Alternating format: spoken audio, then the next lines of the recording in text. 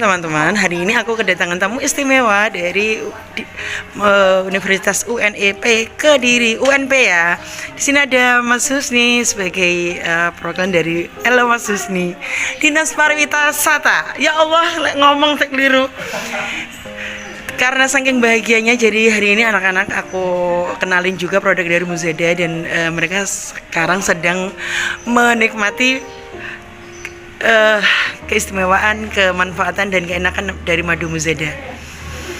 Jadi di sini ada dua varian ya yang aku kasihkan ke teman-teman. Ada varian dari nektar rambutan sama randu. Bipolen itu juga boleh diicip loh, Mas Husni harus tahu loh. Coba dimakan aja dulu kayak dicamil gitu. Biasanya kalau itu bebas Mas Husni, bisa dicampur sama madu, air hangat atau teh hangat. Manfaatnya juga sama. Itu bipolen itu tepung sari dari tumbuhan yang biasanya dibawa lebah melalui kakinya. Yang biasanya kalau kita lihat lebah terbang ada kuning-kuningnya itu loh. Itu bipolen namanya. Jadi itu memang kalau kita ya rasanya gitu Mas, itu memang murni dari tepung sari tumbuhan yang menjadi granul. Itu kan dicampur air liurnya dia untuk memudahkan membawa pulang ke sarangnya. Itu juga manfaatnya luar biasa tuh. Itu namanya bipolen. Rasanya gimana? Gimana Mbak? Enak ya? Enak. Ayo coba lagi sampai ngerti, sampai melekat di hatimu gitu loh. Luar biasa. Iya dong, Kediri loh. Jadi madu itu gitu ya Mbak ya. Kalau sampan beli nggak tahu. Kalau di kami ada nektarnya. Jadi sekarang per bulan ini kita juga sedang akan ke nektar Kaliandra. Kaliandra sendiri khas dari Kediri Mas Husni. Madunya ada di aku sedikit. Ini aku kosong. Jadi di Muzada itu walaupun nggak Muzada Kediri itu banyak gitu Mas. Jadi ada nektar ini itu asli rasa dari alam. Kita nggak pernah nyampur apa-apa. Artinya kalau kita sampai wani nyampur kan berarti ada expirednya. Kalau madu hampir nggak ada expirednya.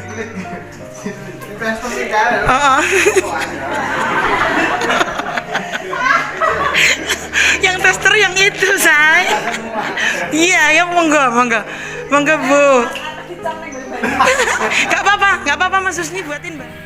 Kok desa saya ini potensinya sebenarnya nggak kalah, justru lebih banyak mungkin ya. Tapi kenapa kok tidak ada pergerakan, nggak ada inisiasi dari teman-teman kita? Jadi pingin, cuman nanti untuk mengawalinya ini apa yang harus dilakukan ini masih keren. Ini senyampang teman-teman ini juga match dengan kuliahnya, mata kuliahnya ini, dan teman-teman nanti bantu beliaunya ini untuk memetakan potensinya, untuk menginventarisir potensinya apa di sini, dan kemudian dari potensi ini nanti kita bisa rekomendasikan, desa ini sebenarnya luar biasa atau seperti apa dan layak menjadikan desa wisata. Sebagaimana konsep desa wisata yang saya sampaikan di pertemuan sebelumnya di kampus ya. Nah, beliau ini sebenarnya basicnya pengusaha. Dia punya produk Muzada, bisa biar match, bisa sinergi, sama-sama saling salah satu mendukung support untuk kemudian mengembangkan desa ini. Mudah-mudahan nantinya desa Muzada ini sesuai dengan potensinya. Ada sesuatu yang berbeda lah, mau membangun di dunia wisata monggo. Saya kira potensinya sudah sangat luar biasa. Tinggal kemudian merampung, mengemas supaya itu terjadi. Mungkin itu pengakuan saya hari ini. Mungkin dari gantian berikut atau panjangnya sendiri menggunakan. Intinya hari ini kita pengenalan, mengantar dulu. Selanjutnya nanti mungkin monggo nanti ini mungkin ya, kita bisa 1-2 titik mungkin kalau bisa ke beberapa potensi ya, mungkin 1 atau 2 mungkin nanti bicara yang terdekat dulu, atau ini pun sudah potensi sebenarnya di sini. Ini kan ada agronya ya, ini ya, jadi potensi. Kemarin ada potensi alam kemarin. Nah, sebenarnya ini mungkin dari basic pertanian yang agronya itu bisa nanti bisa lebih jauh. Jadi itu terima kasih. Wassalamualaikum warahmatullahi wabarakatuh. Waalaikumsalam warahmatullahi wabarakatuh. Alhamdulillah Allah menjodohkan Bu hari ini. Saya mendengar iklan Muzada madu itu di radio ya, di radio itu sering mendengarkan, tapi tidak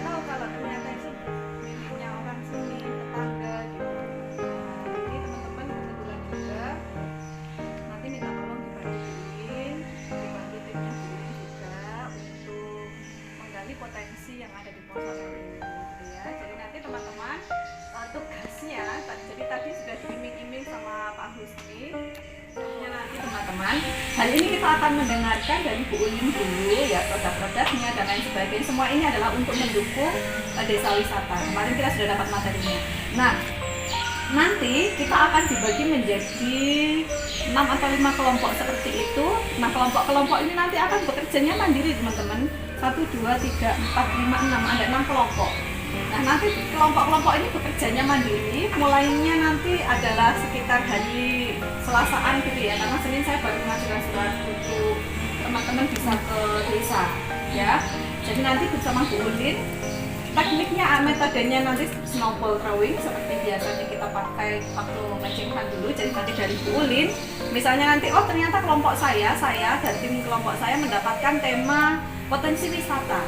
Tanya ke Bu Ulin di sini siapa narasumber yang bisa kami wawancara untuk bercerita tentang potensi wisatanya, misalnya seperti itu.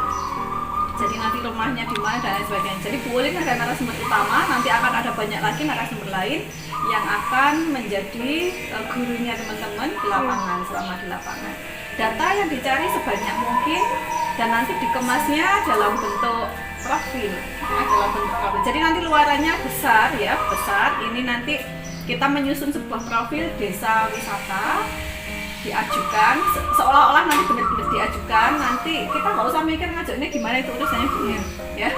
Jadi nanti Bu Ulin yang urus semuanya. Yang kita perlukan hari ini adalah menggali potensinya dulu.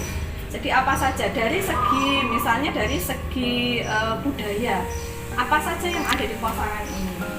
Tadi pas waktu di warung, mungkin udah tadi ngobrol nggak ya dengan Ibu Warung ya, dari Ibu Warung tadi cerita di sini tuh ada loh prasasti. Ya, nah itu adalah budayanya, dekat dari sini. Nah teman-teman nanti ke sana memotret sekaligus bertanya kepada sesepuh desa ini dulu apa sih? Ada nggak yang bisa menerjemahkan tulisan ini? Gitu ya. Silahkan nanti digali itu.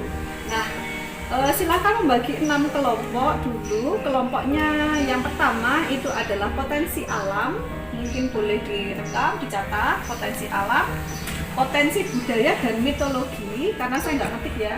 Nanti mungkin akan diketik bagus karena harus diunggah Mas Husni. Potensi alam, potensi budaya dan mitologi.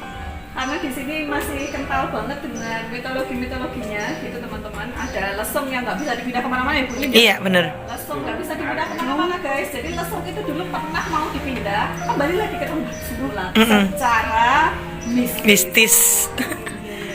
Silahkan ya, nanti digali itu. Terus yang ketiga, atraksi wisata. Keempat, produk unggulan. Dekat sini nggak tahu ya, namanya Bu Ulin yang akan cerita. Lalu kemudian agro. Maaf ya Mas, cocok ini. Silakan, itu saja ya kelompoknya. Silakan nanti dibagi menjadi 6 ini. Kami tidak perlu tahu ya, maksudnya cara membagi kayak gini. Oh ya, wis teko dibagi dhewe biasa nih, langsung bekerja sesuai dengan ya. Oke, nah itu dulu dari saya. Terima kasih. Monggo Bu Ulin, mungkin mau menyampaikan sesuatu dulu, langsung saja. Monggo, ambil dari sini nanti bisa tunjukkan Bu Ulin ada potensi apa yang bisa gitu. Ada yang mau tanya di mana, mau silakan aja. Jadi sambil ngobrol monggo diicip dulu produk dari Muzada. Ada madu itu yang di botol-botol itu testi Mas. Iya itu loh Mas Husni yang kuning itu nanti pakai sendok. Itu ada 2 varian yang aku kasihkan untuk dicoba. Itu varian madu randu sama rambutan. Bisa dicoba, itu ada sendoknya, bisa dicoba, ada ya, biar tahu rasanya dulu.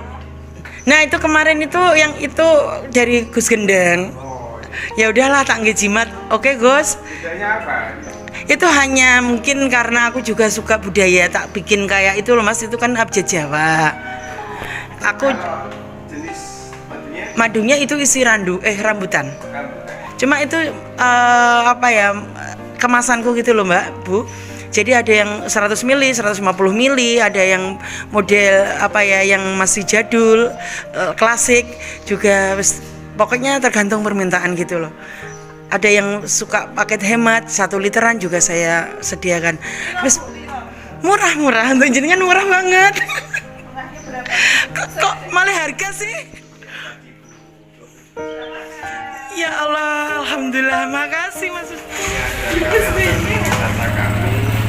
Ya Allah, subhanallah. Terima kasih Mas Husni. Sama-sama. Ini dari Dinas Pariwisata juga. Dari Dinas ya. Dinas lah. Alhamdulillah, terima kasih Mas ya. Kita dipakai. Terima kasih nanti dipasang. Iya, siap Mas Husni. Oke, sekarang rasanya testimoni Maem Griwel teman-teman. Ya semuanya diicip dulu nanti baru komen ya. Maaf ini masih aja satu, biasanya tak kasih satu-satu. Cipin hasilnya tapi Karena aku ini sedang nggak produksi Mas Husni, cuma ada satu itu. Iya kemarin baru produksi, saya kirim di pusat oleh-oleh. kalau lokasi Lebah. Lebahnya sekarang ada di Pasuruan, persiapan mau meluncur ke Johor. Jadi kalau lebah itu adik-adik nggak bisa ditaruh di rumah setiap hari karena dia harus diangon, digembala. Kebutuhan makanannya itu di alam. Kalau pernah aku mendisplay beberapa di sini, biasanya untuk edukasi anak-anak ini gitu Mas. 1 atau 2 bulan saya taruh di sini itu juga resiko aku menanggung rugi karena di sini nggak ada tanaman. produksi ya guys. Enggak, cuman aku buat edukasi aja kayak di Mbadas itu juga gitu. Yang asli untuk dipanen harus diangon Mas. Logikanya bunga di mana? Kan harus ke alam, dia mencari sari-sari bunga-bunga itu. Jadi seperti itu kalau lebah itu.